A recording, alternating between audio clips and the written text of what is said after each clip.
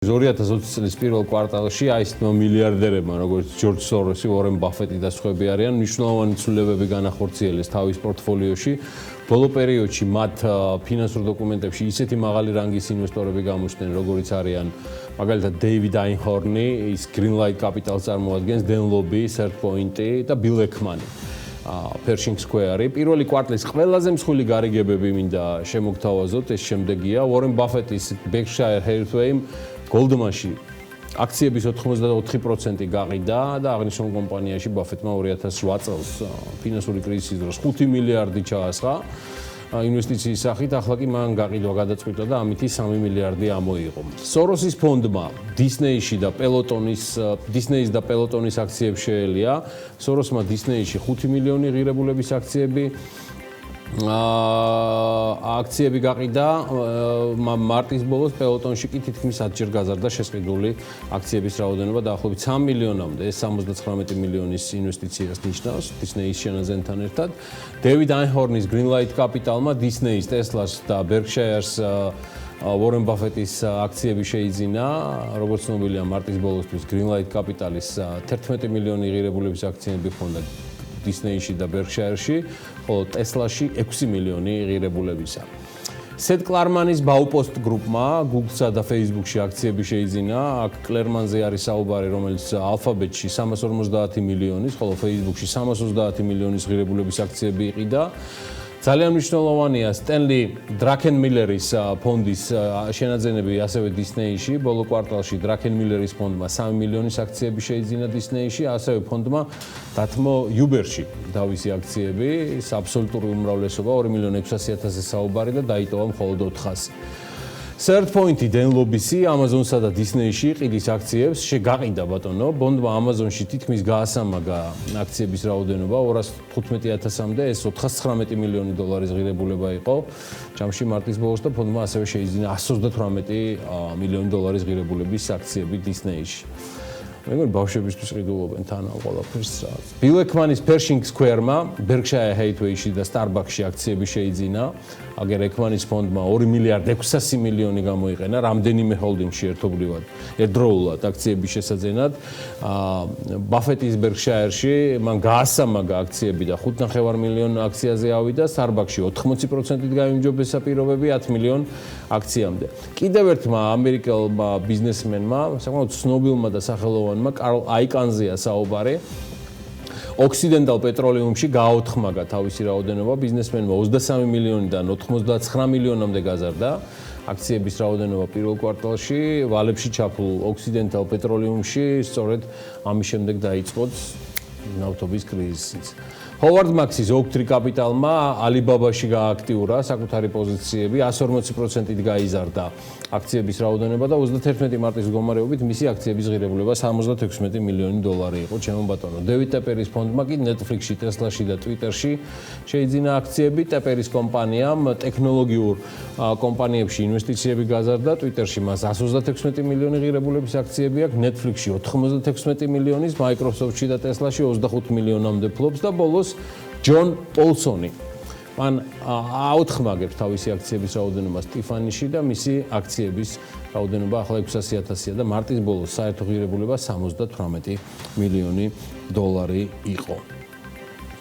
ამერიკელი მილიარდერები პანდემიის პერიოდში მარტის შუა რიცხვებიდან მაისის შუა რიცხვებამდე მაინც 434 მილიარდით გამდიდრდნენ. ეს CNBC-ის ახალ ანგარიშზე დაღმობით ქვეყნდება, რომელსაც Forbes-იც თავის მხრივ აქვეყნებს.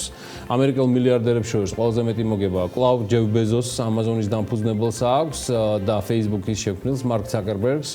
ბეზოსი 34 მილიარდ 600 მილიონით, ცუკერბერგი კი 25 მილიარდით არის გამდიდრებული. ყველაზე მეტად გამდიდრებული ამერიკელი მილიარდერების ხუთეულში არიან ბაფეტი, ლარი ელისონი და ბილ გეიტსიც და ამ ციფრებით ნათლად ჩანს თუ რა რაოდენობის მოგება მოუტანა ტექნოლოგიურ კომპანიებს კორონავირუსის პანდემიამ, რომ მან ქვეყანაში ეკონომიკური კრიზისი და უმუშევრობის მაღალი დონე გამოიწვია. ამავე ანგარიშის მიხედვით ამერიკელი მილიარდერების ქონება 15%-იან დასაჩვენებს 2 თვის განმავლობაში, რაც ტრილიონიდან 2 ტრილიონ 958 მილიარდიდან 3 ტრილიონს აჭარბებს უკვე 382 მილიარდით. ესეთ ზრდაზეა, ჩემო ბატონო, საუბარი ამ პერიოდში. ელონ მასკის ქონება ამერიკელ მილიარდერებს შორის ყველაზე მეტი მაჩვენებლით გაიზარდა მაინც 48%, თუმცა თანხობრივად არა, ცუკერბერგის 46-ით, ბეზოსი 31-ით, აი მაკინზი ბეზოსი, ანუ ჯეფ ბეზოსის ყოფილი მეუღლე მესამედით, 48 მილიარდი გახდა.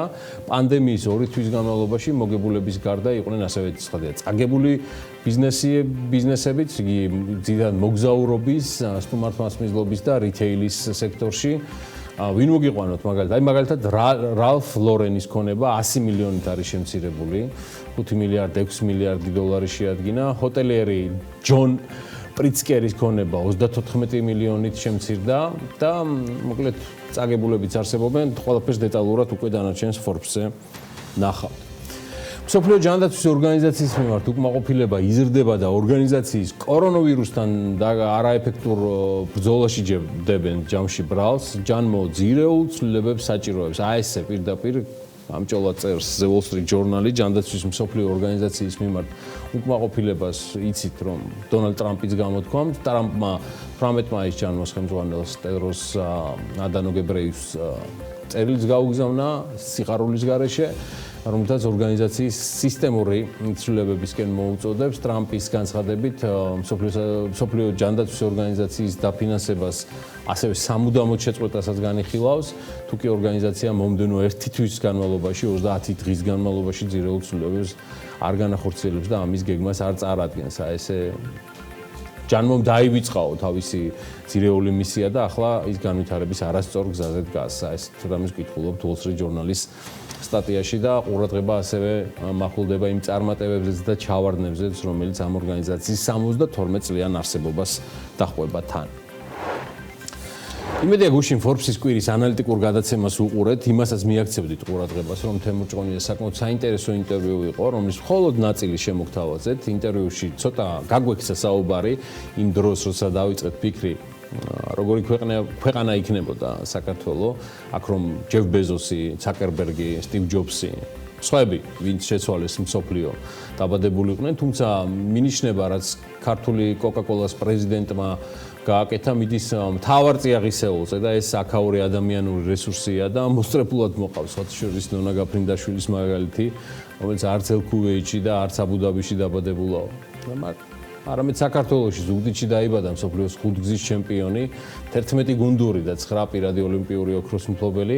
ადამიანები ყოველთვის იყვნენ და დარჩებიან ნებისმიერი ერის მთავარ აქტივად, როგორც ეს დიდებულ ჩერჩილს აქვს ნათქვამი.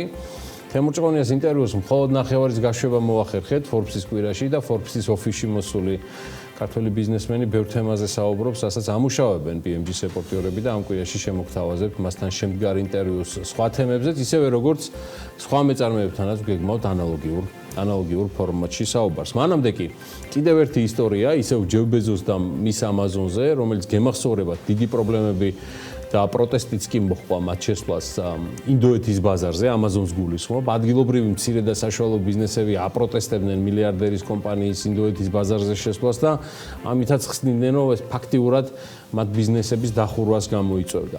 დღეს კი სრულად თამამად უკვე მსოფლიოში ცნობილი ონლაინ რიტეილერი კომპანია Amazon.com-ზეა საუბარი, აცხადებს, რომ კომპანიის ინდოეთის ფილიალში დამატებით თანამშრომლები სჭირდებათ. Და რაზეა საუბარი?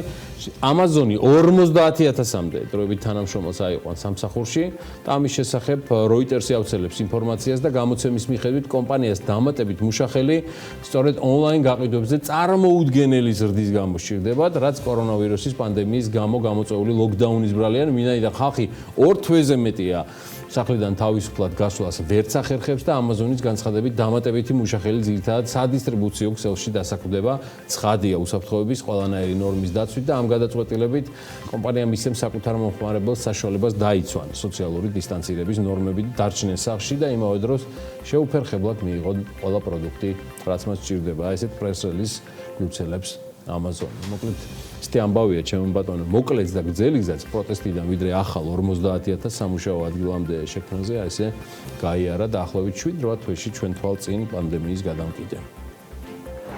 პანდემიის დაფიქსირებიდან ვიდრე დღემდე საქმიანი დილა ალბათ იყო გამონაკლისი, რომელმაც სრულად დეტალებში და ფაქტიურად ონლაინ თავაზობდით, ისევე როგორც ალბათ სხვა მედია საშუალებებით დაზუსტებით ვერ გეტყვით, ჩვენ BMG-ზე და Forbes-ზე ვაგებთ პასუხს, ჩვენ სამეზობლოში, ასევე ძირითად სავაჭრო პარტნიორებთან არსებულ ეპიდემივითარებაზე, თამდევი ეკონომიკური პარამეტრებით, რადგან ეს ორთავე მეტწილად არის განსაზღვრელი ჩვენი ეკონომიკური კეთილდღეობის და წონასწორობის შესანარჩუნებლად, რომელიც აგრეგატულად გვჭირდება ჩვენ და ქართულ ლარს, მთლიანად ჩვენს ეკონომიკას. მახსოვს 2 თვის წინ შემოგთავაზეთ სომხეთის ჯანდაცვის მინისტრის ტოროსიანის პრესკონფერენციის ნაწილიც, სადაც ის საუბრობდა საკმაოდ გულწრფელად თუ რატომ ჰქონდა საქართველოს უკეთესი მაჩვენებლები პანდემიასთან ბრძოლაში, მან შეაქო ქართველი კოლეგების პროფესიონალიზმი 2 თვის წინ და დაზინა, რომ სომხეთისგან განსხვავებით საქართველოში არ დაფიქსირებულა მასიური ეპიდემიკერები, არც საწარმოებში და არც სუფრებზე, ასე აღნიშნა და როგორც ეს მოხდა სამწუხაროდ ჩვენ სამშობლოში სომხეთში. 2 თვის თავზე არ ვიცი, იგივე გულწრფელობით თუ ტრადიციულად თაობებიდან მოყოლებული შეჯიბრების გაგრძელება იყო მისი შეცვლილი რიტორიკა და კითხვები საქართველოს ჯანდაცვის სტატისტიკის გამართულობაზე, რომელიც მდგომარეობდა ჩაშლილად, რომ საუბარია სომხეთში მხოლოდ PCR ტესტების ჩატარებაზე, რადგან ჩვენთან სწრაფ ტესტებზე საერთოდ არ ვიყენებთო და არც ვენდობითო და არ ვიცი საქართველოში ტესტირების შედეგები რა კვლევებზეა დაფუძნებულიო. სტატისტიკურად აღრიცხულია თუ არა ადამიანები, რომლის ამ პერიოდში დაიღუპნენ პნეუმონიით, ვიდრე მათ დაუფიქსირდებოდათ COVID-19 და ასევე მიანიშნებს ტესტირების მასიურ ჩატარებაზე, მათ შორის მსუბუქი სიმპტომების მქონე პაციენტებისთვის. ეთყობა არ იცის არსენ არარატოვიჩმა, ახალგაზრდაა და იმიტომ რომ მსუბუქის და მძიმეს გარჩევა განსაკუთრებით სიმპტომების დროს ქართველებმა ნაკლებად ვიცით. მცირედ დაცემინებაზეც კი ან კუდუსუნის წამოტკივილებაზეც იმ პერიოდში ყველაფერს COVID-ს უკავშირებდით. ასე რომ ისიც ფაქტია, რომ იქნებოდა ეს რელიგიური დღესასწაულები, ხინის და ჭირის აღნიშვნები, ქართველები საწარმოებში თუ სახლის პირობებში გაცილებით ორგანიზებულები აღმოჩნდნენ და ამ ნაწილში საქართველოს მთავრობის მხრიდან გატარებულმა ღონისძიებებმა, ეპიდემიოლოგების, ექიმების, NCDC-ის რეკომენდაციების გათვალისწინებით შედარებით უკეთესი შედეგი იცდადო რეგიონში. რაც ნამდვილად არ გვიხარია, არის უარესი სტატისტიკა და მძიმე ვითარება სამეზობლოში. მათ შორის სომხეთშიც, რომელთაც განსხვავებით შეჯიბრისა მე გულწრფელად მსურს ჯანმრთელობა უსურვო, ჩემ თავს კი შეგნება, ჩვენ თავს უბრალოდ, რომ მოხსნილი შეზღუდვები თბილისში ქუჩებს დღისით არ გადააქცევს მსოფლიო ჩემპიონატ საცობებში და ღამით არ გვექნება განცდა, რომ ფორმულა 3-ის საზაფხულო ტური ვაკის საბურთალოს თუ თბილისის სხვა უბნებშია გადმოტანილი. ისე არსენ არარატოვის ტოროსიანის გამოსვლამ საქართველოზე ერთი ამბავი მაპოვნინა და ვატყობ ჩვენი თამადობით ჯობს ყველამ თავის თავს მიხედოს და პირიქით თუ რამ შეგვიძლია წავეხმაროთ ერთმანეთს რჩევით საქმით და სიტყვითაც ორივეს დიდი ფასი ექნებოდა, მაგრამ მანამდე ერთი ამბავიც მნიშვნელოვანი, რომ მთავრობაც იყოს სამაგალითო თავისი საზოგადოებისთვის, რაც მთლად კარგად ეთყობა ვერ გამოდის, რადგან 22 მაისისთვის გრძელდება სომხეთის მთავრობაზეა საუბარი, სომხურ სოციქსელში აქტიური და ემოციური განხილვები აი ამ ფოტოსი, სადაც ჩანს, რომ თიან ყარაბაღში სტუმრად მყოფი სომხეთის მთავრობის ხელმძღვანელი პაშინიანი კოლეგებთან ერთად მთავრობის წევრებთან ერთად ბანკეტში მიიღეს მონაწილეობა, სხვა შორის ყოველგვარი პირბადეების და სოციალური დისტანციის გარეშე. და ატყდა ეხა ერთი ამბავი, ხაით არაკუნემ რესპუბლიკა სომხურ მედიაში, რომ არ ხართ თქვენ არაფრის ღირსებიო. მოკლედ რა ეს ვითარებაა ეხლა მიმდინარე სომხეთში, რაც არის ჯანმრთელობა ჩვენს მეზობლებს, სომხები იქნებიან, თურქები, რუსები, აზერბაიჯანელები და სხვები. ეს ჩვენთვის ბევრი მიმართულებით არის მნიშვნელოვანი, ამ დეტალებზე ბევრი ვისაუბრე და ყურადღების გამახვილებას აღარ გეგმავ. თავარი რაც მეც და BMG-ის გუნდის წევრებმაც ამ პერიოდში მოახერხეთ, გახლავთ ის, რომ მიუხედავად დიდი ცვლილებისა, არც ერთი მუშკეტერებიდან თუ ქალბატონებიდან, ვინც ჩართულნი არიან წინა ფრონტზე, COVID-ის წინააღმდეგ ბრძოლაში, არ შეგვიწუხებია ამ პერიოდში და როგორმე ვიარეთ ისე, რომ მათ მიმართ პატივისცემაა შესრულებული მათი სავალდებულო სამუშაოს მიმართ აი ესე დისტანციაზე დაგვეფასებინა. მე მგონი თუ ვინმე დაიცვა, რასაც ქვია, ხო, სოციალური დისტანცია ქართველ ეპიდემიოლოგებთან, ინფექციური საავადმყოფოს მესვეურებთან და სხვებთან ჩვენ ვიყავით და მინდა საზოგადოებასთან ერთად მათ უსურვო, რომ ეს ომი სამთვიანი, რომელიც გრძელდება და ის მალე არ დასრულდება. იმ ქცევითი ნორმებით და წესებით და ინსტრუქციებით გაამყარონ, რომელიც საშუალებას მისცემს კიდევ ერთ მთავარ პაციენტს იმოქმედოს და ამუშავდეს და იცოცხლოს.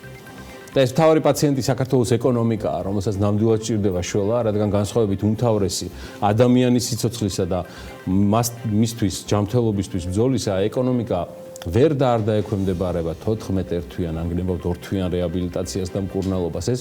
ეს პროცესი იქნება გაცილებით ხანგრძლივი და ის იქნება საკმაოდ მტკივნეულიც. საკმაოდ ბევრი პროგნოზი ეკონომიკასთან დაკავშირებით, რომელიც ჩვენ მქონდა, სამწუხარო პროგნოზებია, უკვე ახდა მომავალში და შემდგომ თვეებშიც იქნება უფრო მძიმე ტალღები, რომელსაც ეკონომიკის ცალკეული ინდუსტრიები, კომპანიები, მათ შორის ბიზნეს პიროვნებები ვერ გადაიტანენ ამ კრიზისს და აგერ არის მაგალითად შაბათის ამბავი, რაც მომყავს თქვენთვის მაგალითად, უმეტესობა მიცით კომპანია ჰერცი, მსოფლიოში ნომერ პირველი მანქანების გაქირავების, რომელიც აბრევიატურა და ბრენდი, მე მგონი ყველა ქუჩაზე და სასტუმროსთან შეხვედრიათ. დიდი ალბათობით ალბათ აღარ დაგხვდებათ, რადგან ამ კომპანიამ გაკოტრებაზე შეიტანა განაცხადი, ჩემო ბატონო, და შესაბამისი პროცედურების დაწყებაც განაცხადა. ეს ცევდიანი ამბები არის თამდევი და სამწუხაროდ ბევრჯერ მომიწევს კიდევ, ან ვეცდები ნაკლები იყოს, თუმცა ეხლა თავსაც ვატყუებ და თქვენ კი არ გაკადრებთ, რომ რეალური პრობლემები ეკონომიკაში, მსოფლიოშიც და საქართველოშიც არის მხოლოდ წინ და ამისთვის უნდა ვიყოთ მზად და ცხადია არ უნდა ვიყოთ მხოლოდ მზად ჯანმრთელობის ხარჯზე.